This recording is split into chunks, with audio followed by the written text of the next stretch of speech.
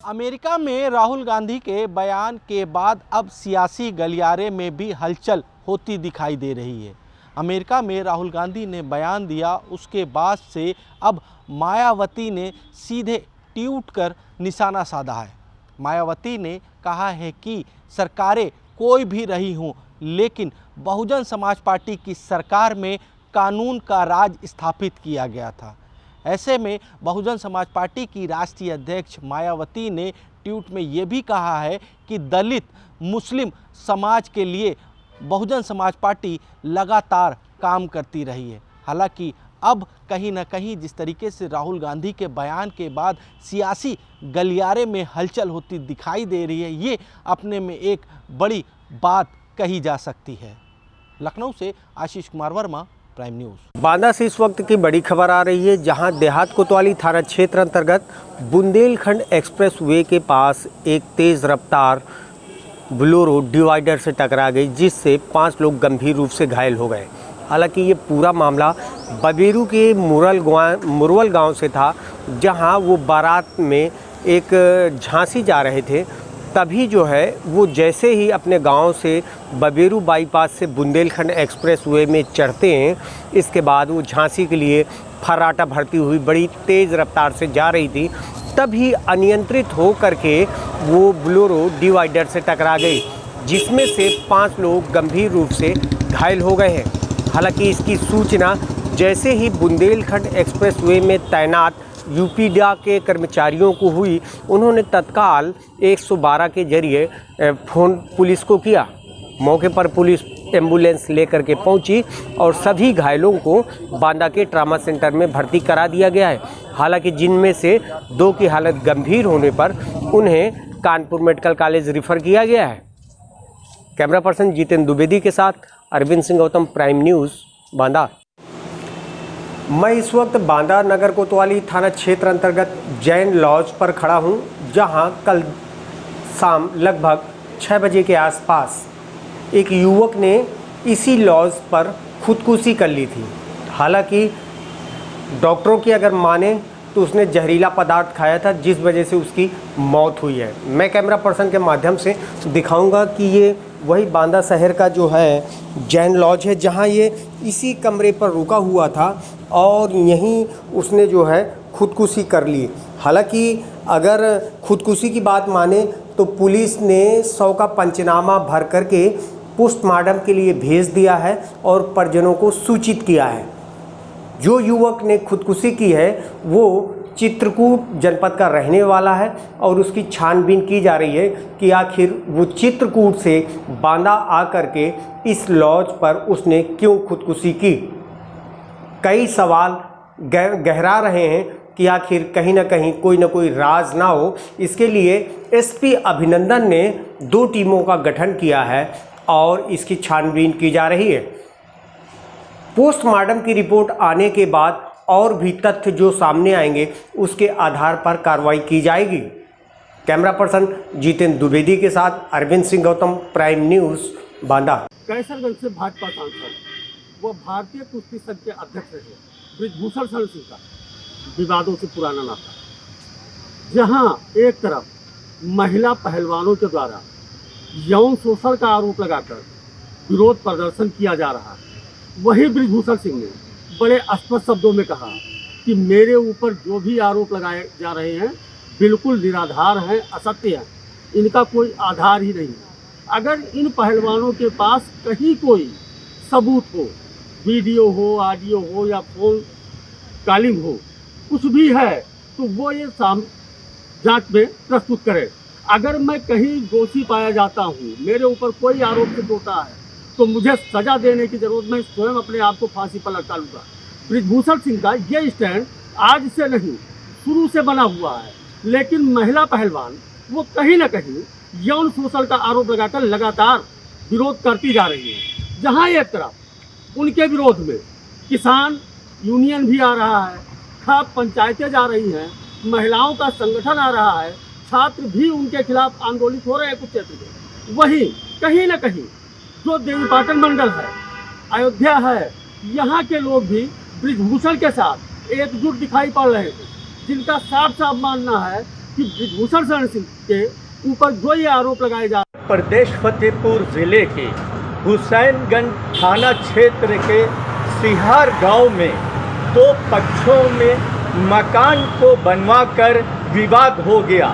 देखते ही देखते महिलाओं में आपस में मारपीट शुरू हो गई, जिसका वीडियो सोशल मीडिया पे वायरल हुआ। वायरल वीडियो को संज्ञान में लेते हुए वहीं पुलिस ने कार्रवाई करने का आश्वासन दिया और दोनों पक्षों के खिलाफ मामला दर्ज करते आरोपियों की धरपकड़ शुरू कर दी। सबसे बड़ा सवाल तो ये सामने आता है कि अगर इस विवाद को पुलिस पहले सुलझा लेती तो शायद ये मारकूट का वीडियो सामने नहीं आता। अब क्या होता है, विवाद सुलझता है कि नहीं, ज़मीन का क्या विवाद है, ये तो जांच के बाद ही पता लगेगा। Mumtaz Ahmad, prime news, Fatehpur. उत्तर प्रदेश के जनपद बुलंदशहर में सड़क पार कर रहे तेज रफ्तार टाटा कैंटर ने दो लोगों में मारी टक्कर और टक्कर इतनी जोर से लगी कि मौके पर ही दोनों लोगों की दर्दनाक मौत हो गई। बताया जा रहा है फूलों की माला बेचने का काम करते थे दोनों मृतक। वहीं एक्सीडेंट की सूचना पर पहुंची पुलिस ने दोनों मृतक की पहचान दंकोर निवासी के रूप में हुई है। हादसे में दंकोर निवासी मोपेड सवार ओमवीर वे छतरी की मौके पर ही दर्दनाक मौत हो गई। पुलिस ने ड्राइवर को गिरफ्तार कर कैंटर गाड़ी को कब्जे में ले लिया है और पुलिस ने शव का पंचनामा भर पोस्टमार्टम के लिए भेज दिया गया है और आगे की कार्रवाई में जुट गई है। पूरा मामला बुलंदशहर के सिकंदराबाद कोतवाली में दंकोर मार्ग पर निजामपुर में हुआ हादसा। कैमरामैन फैजान के साथ मैं अदनान इबाद, प्राइम न्यूज़, बुलंदशहर। घटना से पूरा बिजनौर दहल गया था जब दो बच्चा एक बारात में गई हुई थी, जिसमें एक दरिंदे ने 6 साल की मासूम बच्ची और 5 साल की एक मासूम बच्ची को अपना हवस का शिकार बनाया। आपको बताते चलें, जनपद बिजनौर के शेरकोट थाने के बाजीतपुर की ये घटना है। 27 मई को घटना को अंजाम दिया था मनोज ने, जो घटना को अंजाम दे करके फरार हो गया था। दोनों बच्चियां एक बाजीतपुर की बताई जाती है और एक शिवारा की थी, जिसमें वो बारात में आई हुई थी। उन्होंने डीजे पर डांस कर रही थी और बहला फुसला कर मनोज ने उनको हवस का शिकार बनाया और जंगल में ले गया था। जबकि पुलिस को तहरीर दी गई थी, पुलिस ने इसके लिए कई टीमें गठित कर रखी थी। एसपी ने इसका आज खुलासा किया है, जो कि मनोज को जो फरार था उसको गिरफ्तार करके जेल भेज दिया गया है। परिवार वालों का कहना है इसमें कि इस दरिंदे को फांसी की सज़ा दी जाए। मैं बीके राय, बिजनौर, प्राइम न्यूज़। संबल में भट्टे मालकों की लापरवाही से एक दर्दनाक हादसा हुआ है और हादसे में दो भाइयों की मौत हो गई है। पूरा वाकया ये संबल जनपद के गुन्नौर तहसील क्षेत्र के बहीपुर गांव के जंगल का बताया जा रहा है, जहां भट्टा मालकों ने एक खेत स्वामी से खेत लेते हैं औने पौने दावों में, वहीं गहरे गड्ढे करके 6 फीट 10 फीट गड्ढे करके उन खेतों के लिए छोड़ देते हैं और वहीं उन्हीं की लापरवाही से एक बहुत बड़ा मामला सामने आया। वहीं ग्रामीण और परिजनों का ये आरोप है कि भट्टे स्वामी ने जो खेत लिया उसका मिट्टी खोदी थी, खोदने के बाद खेत को ऐसे ही छोड़ दिया, उसमें बड़ी गहरी ढाई बन गई और वहीं कल 2 भाई और 2 लोग अन्य मतलब कुल मिलाकर 4 लोग मिट्टी खोदने आए थे और जो मिट्टी लेने के लिए आए थे वहीं 2 लोग ढाई में दब गए और वहीं दबने के बाद मौके पर ग्रामीण पहुंचे, जेसीबी पहुंची, रेस्क्यू चलाया गया, तब तक उनकी मौत हो चुकी थी। कैमरा पर्सन से कहूँगा तस्वीरें दिखाई, किस तरह से भयावह तस्वीरें, ये आप सामने तस्वीरें देख सकते हैं। यहाँ पर किस तरह से जेसीबी से मिट्टी उठाई गई है, क्योंकि भट्टा स्वामी ने ईंट बनाने के लिए किस तरह से कितनी गहरी ये मिट्टी उठाई है यहाँ से और किस तरह से ढाई बनी हुई थी। हालांकि कल ये जो भट्टा स्वामी ये जगह है इनका, जो जेसीबी से इन्होंने ये जो गड्ढे जो थे वो बंद कर दिए हैं।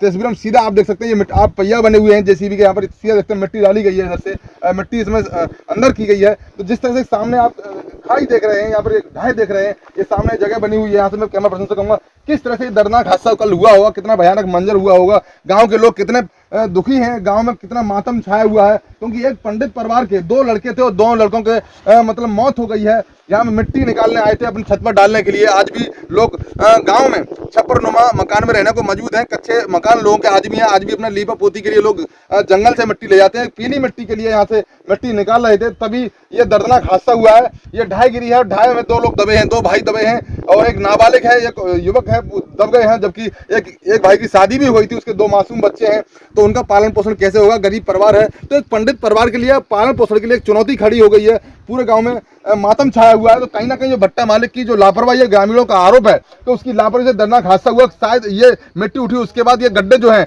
ये अगर दबा दिए गए होते तो शायद ये हादसा होने से बच जाता। जिस तरह से संभल में जितने भी भट्टे संचालित किए जा रहे हैं, तो तमाम ऐसे भट्टे हैं कि जिन पे तमाम रॉयल्टी नहीं है, या फिर ये रॉयल्टी जमा नहीं करते, पॉल्यूशन सबसे ज्यादा करते हैं। और जंगल में औने पौने दावों में किसानों से खेत लेकर उनकी मिट्टी खोदते हैं। 10 फीट 6 फीट 8 फीट गहरी मिट्टी खोदने के बाद उन खेतों को ऐसे छोड़ दिया, तो उसके बाद दर्दनाक घटना होती है। पहले भी घटना हुई है। और संभल जिस तरह से कल जो घटना हुई है, आप तस्वीर में देख सकते हैं किस तरह से घटना कितनी गहरी खाई रही होगी। उसका 1 घंटा रेस्क्यू के बाद 3 जेसीबी हम अब पहुंची थी और रेस्क्यू चलाने के बाद ये पूरी घटना हुई है। और पूरी घटना के बाद जैसे तब तक उनको निकाला गया, तब तक डॉक्टरों ने मृत घोषित कर दिया है। तो ये इस घटना से पूरे गाँव में मातम छाया हुआ है, पूरे गाँव में आक्रोश है। संभल से संतोष यादव, प्राइम न्यूज।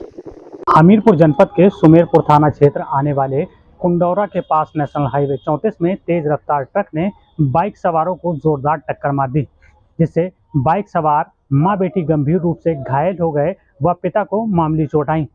वहीं स्थानीय लोगों ने जो ट्रक था उसे पीछे कर पकड़ लिया और चालक को भी पकड़ा। वहीं पुलिस को हिरासत में ट्रक चालक व ट्रक को पुलिस को दे दिया गया। वहीं जो घायल थे उन्हें नज़दीकी अस्पताल में भर्ती कराया, जहां पर प्राथमिक उपचार के बाद मां बेटी को कानपुर के लिए रेफर कर दिया गया था। लेकिन रास्ते में ही मां बेटी ने अस्पताल जाने से पहले ही दम तोड़ दिया। आपको बताते चले, कुरारा थाना क्षेत्र के पारा कंडौर गांव के रहने वाले ये दंपति परिवार था, जो अपनी बेटी की शादी का कार्ड बांटने अपने रिश्तेदारों कहाँ जा रहा था। 13 मई को शादी थी इनके परिवार में इनकी बेटी की, उसके कार्ड बांटने जा रहे थे। तभी सुमेरपुर थाना क्षेत्र के कुंडौर गांव के पास नेशनल हाईवे 34 में तेज रफ्तार ट्रक ने जोरदार टक्कर मार दी और मौके से भागने की कोशिश की, लेकिन ग्रामीणों ने उसे रास्ते में ही दबोच लिया और उसे पुलिस को सूचना देकर पुलिस के हवाले कर दिया। वहीं जो घायल मां बेटी थी उन्हें इलाज के लिए नज़दीकी अस्पताल में भर्ती कराया, लेकिन हालत गंभीर होने के चलते उन्हें कानपुर रेफर कर दिया गया, जहां पर उनकी कानपुर अस्पताल ले जाते समय रास्ते में मौत हो गई। फिलहाल पुलिस ने ट्रक चालक और ट्रक को अपनी हिरासत में लेकर कार्रवाई शुरू कर दी है। वहीं मृतकों के शवों को पोस्टमार्टम के लिए भेजा गया है और अग्रिम कार्रवाई की जा रही है। हमीरपुर से इरशाद खान, प्राइम न्यूज़। नमस्कार दोस्तों, प्राइम न्यूज़ में एक बार आपका पुनः स्वागत है। चलिए आपको जनपद बागपत लिए चलते हैं। वहाँ से एक सनसनीखेज खबर आपको बताने जा रहे हैं। खबर यह है कि जनपद बागपत में एक पिस्टल की अवैध फैक्ट्री जो है पकड़ी गई है। पुलिस ने अवैध पिस्टल फैक्ट्री का जो है भंडाफोड़ किया है। बागपत पुलिस की आज बड़ी सफलता लगी है। बता दें, जनपद बागपत की कोतवाली क्षेत्र बागपत के ग्राम सूरजपुर महनुआ में उक्त जो अवैध शस्त्र फैक्ट्री, असला फैक्ट्री थी, उसका भंडाफोड़ मुखबिर की सूचना के आधार पर किया गया है। बता दें, जो तमंचा बनाने का, पिस्टल बनाने का आरोपी नौशाद जो था, उसके ऊपर पूर्व में भी 302 जैसे संगीन आरोप के विभिन्न धाराओं में 5 मुकदमे दर्ज हैं। बता दें, इस सारे तमाम अपराधी जो 1 साल पहले जेल से 302 के मामले, हत्या के मामले छूटकर आया था, वहाँ इसका संपर्क कुख्यात अवैध शस्त्र तस्कर मसरूफ निवासी जोला जनपद मुजफ्फरनगर के रहने वाले से हुआ। तो उसके बाद में ये अवैध शस्त्र बनाने जो है जैसे गंभीर संगीन कार्यों में लिप्त हो गया। साथ में बता दें, इसके साथ एक व्यक्ति जो जिसका नाम सोनू उर्फ बाबा, जो जनपद के ही बागपत कोतवाली क्षेत्र अयोध्या का रहने वाला था, वो इसका सप्लायर था और ये फैक्ट्री में जो अपने तमंचे और पिस्टल बनाता था। आधुनिक जो माइक्रो तमंचे जिसको कहते हैं, जो जेब में आपके आ जाएगा, ऐसे तक जो घातक हथियार तमंचे थे, वो ये बना रहा था।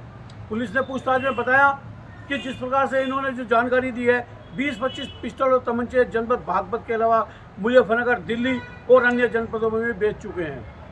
बता दें, जिस प्रकार से ये मामला जुड़ा है, इसमें और भी जो है बहुत सफ़ेद पोस्ट जो है जो लोग जुड़े हैं, जिनके बारे में पुलिस गंभीरता से तलाश कर रही है, जानकारी कर रही है। ये सारी जानकारी देते हुए एसपी बागपत अर्पित विजयवर्गीय ने बताया कि जैसे मुखबिर से सूचना मिली तो पुलिस ने जाल बिछाया और ये व्यक्ति जो है अपने भाई के मकान में किराए पर रह रहा था। वहीं पर ये जो है अवैध जो है शस्त्र फैक्ट्री का संचालन कर रहा था।